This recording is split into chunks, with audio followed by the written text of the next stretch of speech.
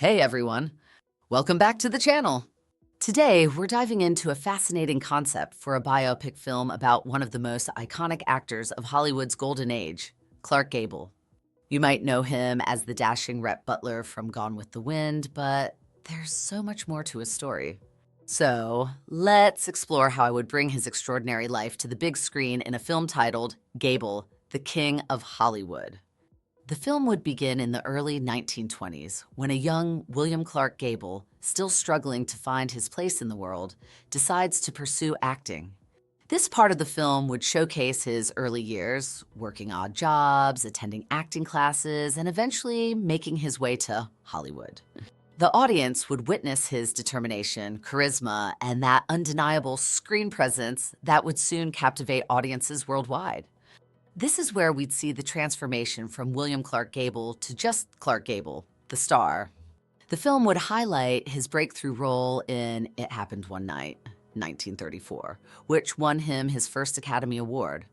This moment is crucial because it solidified his place in Hollywood, showing that he wasn't just another handsome face, but a talented actor with incredible range.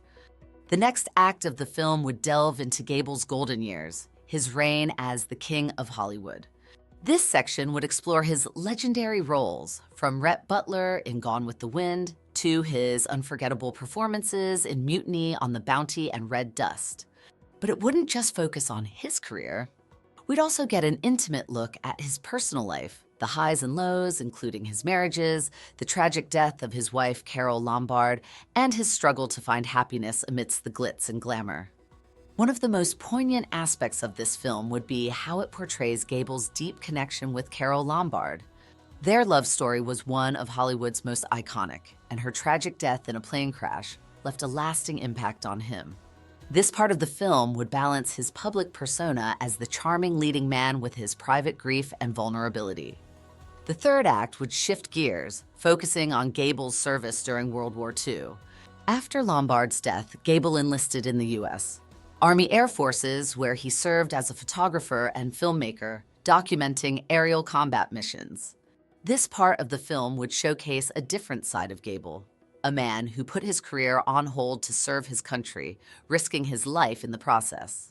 This is where the film would explore the complexity of Gable's character, his bravery, his sense of duty, and the internal conflict between his life as a Hollywood icon and his role as a soldier. It's a side of him that many may not know, but it's integral to understanding the man behind the legend. In the final act, the film would follow Gable's post-war career, where he continued to make films, but also faced the realities of aging in an industry that worships youth. The story would explore his attempts to adapt to a changing Hollywood, his reflections on his legacy, and his final role in The Misfits, 1961, a film that, fittingly, dealt with themes of aging and obsolescence. This part of the film would be both melancholic and inspiring, showing Gable as a man who, despite the challenges, never lost his passion for acting. His sudden death shortly after filming The Misfits would bring the film to a close, ending with a tribute to his enduring legacy as the King of Hollywood.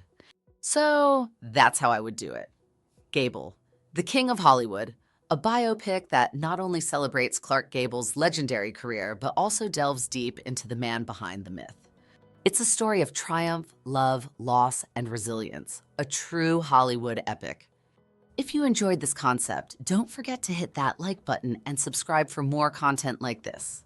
And let me know in the comments, what moments from Clark Gable's life would you want to see in a biopic? Let's talk about it.